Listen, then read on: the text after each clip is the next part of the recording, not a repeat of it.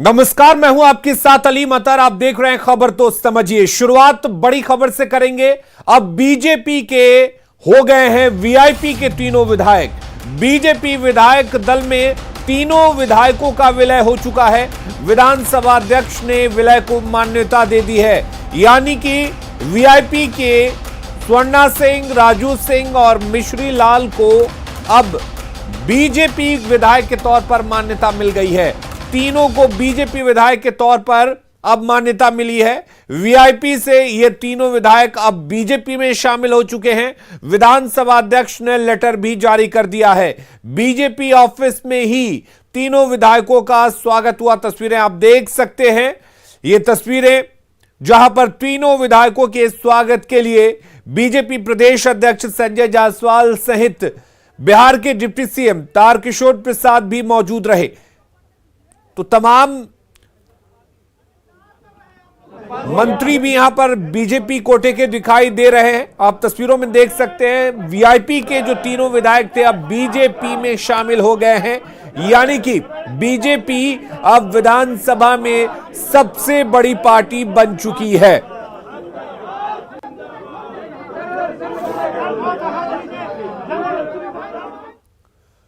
और वीआईपी के तीनों विधायकों के शामिल होने के बाद बिहार बीजेपी के अध्यक्ष संजय झा ने क्या कुछ कहा, वो भी सुनिए।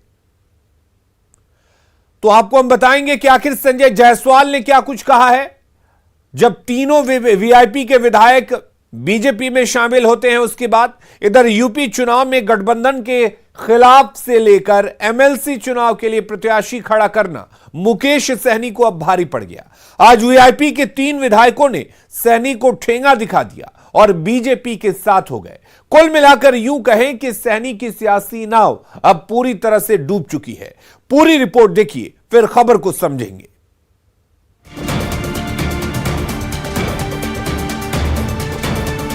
जिस वक्त मुकेश सहनी बोचहा में अपने प्रत्याशी गीता देवी को नॉमिनेशन के दौरान ताकत दिखा रहे थे, जीत का दावा ठोक रहे थे, मजबूती से हमने प्रत्याशी बनाया है गीता जी को और मजबूती से हम लोग चुनाव लड़ेंगे और जीतेंगे।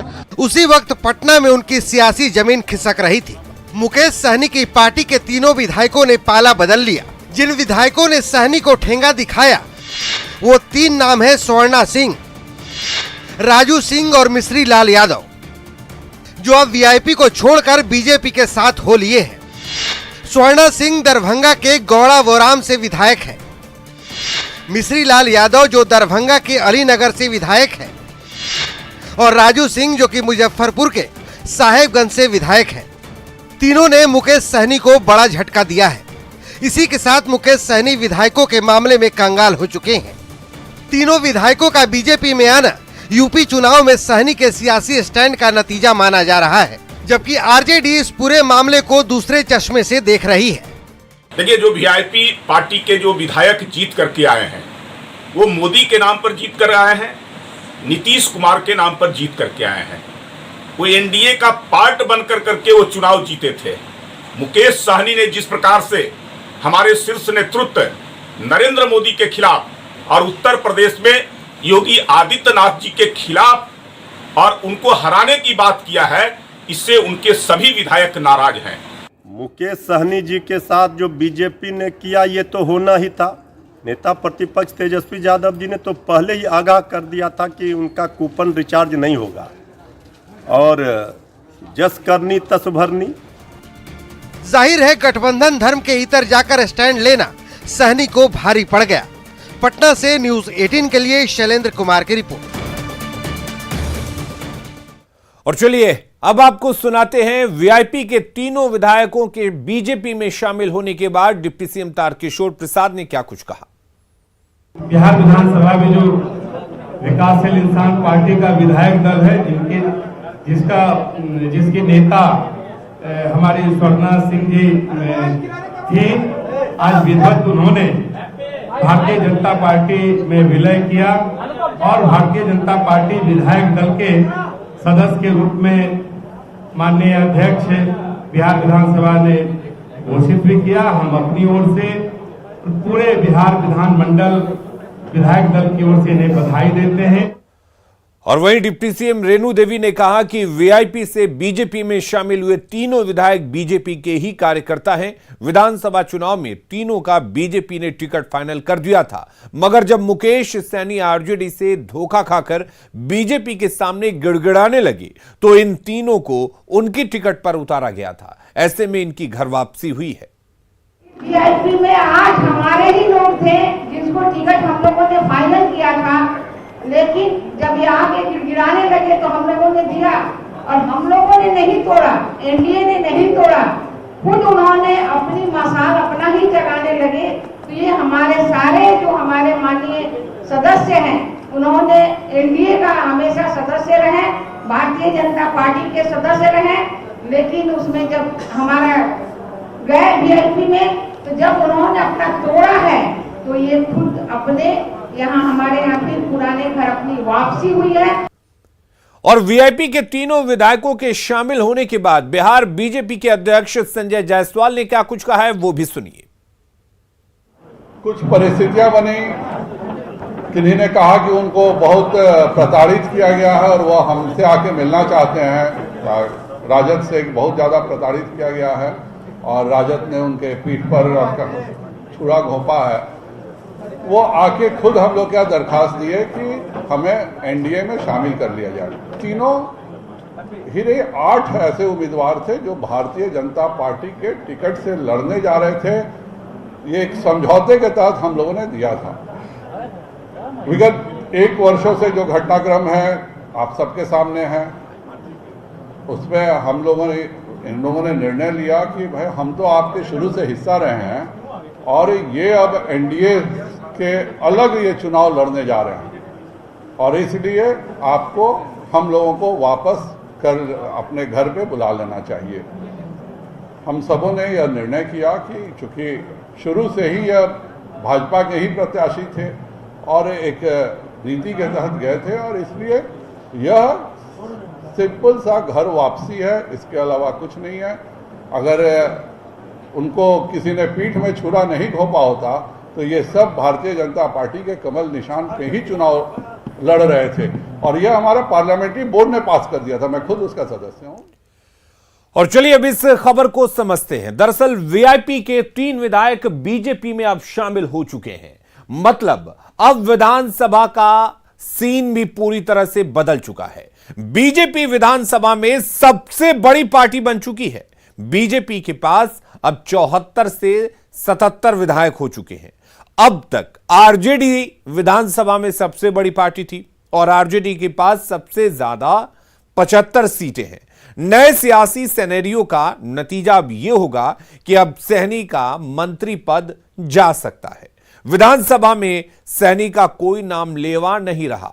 सहनी बीजेपी कोटे से विधान पार्षद बने थे और बीजेपी ने ही उन्हें मंत्री भी बनाया था। मुकेश सहनी के विधान परिषद का कार्यकाल भी 2 महीने में खत्म हो रहा है। ऐसे में मुकेश सहनी की कुर्सी जानी तय है और उससे पहले भी सहनी की कुर्सी जा सकती है। यानी कि 2020 चुनाव में वीआईपी को 4 सीटें हासिल हुई थी, जिनमें से 3 अब जा चुके हैं, जबकि बोचहां से विधायक जो थे उनकी मौत हो चुकी है, जिस पर उपचुनाव होने वाले हैं। पार्टी अध्यक्ष होने के बावजूद सहनी चुनाव हार गए थे और हारने के बावजूद सहनी को मंत्री पद दिया गया। सहनी एनडीए की तरफ से विधान परिषद के लिए चुने गए थे और अब सहनी की राह आसान नहीं होगी, ये तय है, क्योंकि विधायक कोई पार्टी का रहा नहीं और सहनी के जो विधान परिषद में सदस्यता है वो भी 2 महीने में जाने वाली है। चलिए अब बात लालू प्रसाद की कर लेते हैं। इसमें 2 राय नहीं है कि लालू यादव की तबीयत ठीक नहीं है, लेकिन 2 बड़े अस्पतालों रांची के रिम्स और दिल्ली एम्स की रिपोर्ट ने कई सवाल खड़े कर दिए हैं। लालू की सेहत पर सियासत में भी बहस छिड़ी हुई है। कल से लेकर आज तक क्या कुछ हुआ, इस रिपोर्ट के जरिए देखिए, फिर समझेंगे खबर को।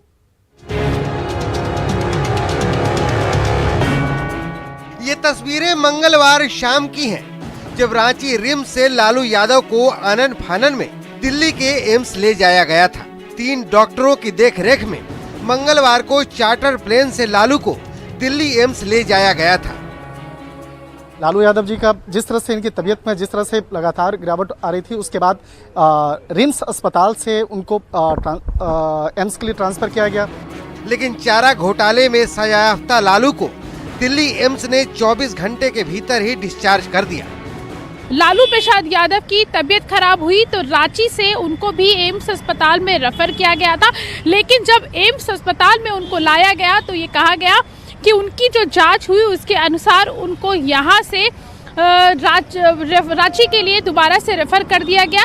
कहा यह जा रहा है कि रात भर लालू प्रसाद यादव को दिल्ली के इसी एम्स अस्पताल की इमरजेंसी में रखा गया और सुबह 6 बजे वो यहाँ से डिस्चार्ज होकर रवाना हो गए।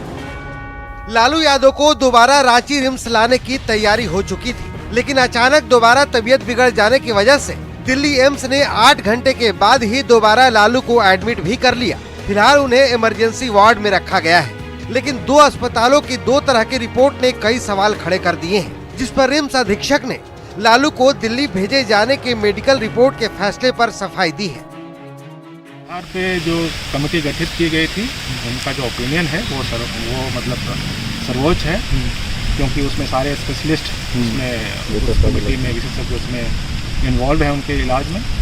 तो उनका जो ओपिनियन था उसी के आधार पे जो स्टेट मेडिकल बोर्ड है उसने एक डिसीजन लिया कि उनको हायर सेंटर में एक रेफर किया जाना चाहिए। चारा घोटाले में सजा काट रहे Lalu diabetes, BP, thalassemia, uric acid जैसी गंभीर बीमारी से जूझ रहे हैं, लेकिन सबसे ज्यादा दिक्कत उन्हें किडनी की बीमारी को लेकर है। डॉक्टर्स की माने तो लालू की किडनी 13% ही काम कर रही है। न्यूज़ 18 के लिए दिल्ली से प्रीति श्रीवास्तव के साथ रांची से रूपाली त्रिपाठी की रिपोर्ट। और चलिए अभी इस खबर को समझते हैं। दरअसल 2 अस्पतालों की रिपोर्ट से कई सवाल खड़े हुए हैं। दिल्ली एम्स ने लालू को रिम्स जाने की सलाह दी, तो सवाल उठता है कि क्या रिम्स की रिपोर्ट गलत थी? क्या किसी दबाव में रिम्स प्रबंधन ने यह रिपोर्ट बनाई थी? लालू की सेहत पर अगर मगर आखिर क्यों हो रहा है? कल 10 महीने 21 दिन बाद लालू एम्स में भर्ती हुए थे। पिछले साल 23 जनवरी 2021 को लालू एम्स गए थे। और आपको बता दें, लालू चारा घोटाले के 5 मामलों में सजा काट रहे हैं। 4 मामलों में उन्हें झारखंड हाईकोर्ट से जमानत मिल चुकी है और 5वें मामले में उन्होंने हाईकोर्ट का दरवाजा खटखटाया है। पिछले महीने 21 फरवरी को सीबीआई कोर्ट ने लालू को डोरंडा कोषागार से अवैध निकासी के मामले में 5 वर्ष जेल की सजा सुनाई थी। 60 लाख रुपए का जुर्माना भी लगाया था। स्वास्थ्य खराब होने के कारण जेल प्रशासन ने उन्हें रांची रिम्स में भर्ती करवाया था। कल लालू की तबीयत ज्यादा बिगड़ गई थी, जिसके बाद डॉक्टर ने एम्स भेजने का फैसला लिया था। अगली खबर का रुख करते हैं। हैदराबाद में एक कबाड़ गोदाम में लगी आग की बात करते हैं, लेकिन मातम में 2000 किलोमीटर दूर बिहार में पसर गया। भीषण अग्निकांड में बिहार के 11 लोग जिंदा जल गए। इस दर्दनाक हादसे पर राष्ट्रपति से लेकर प्रधानमंत्री तक ने गहरा दुख जताया है। और खबरें लगातार जारी हैं। आप बने रहिए न्यूज़ 18 बिहार झारखंड के साथ।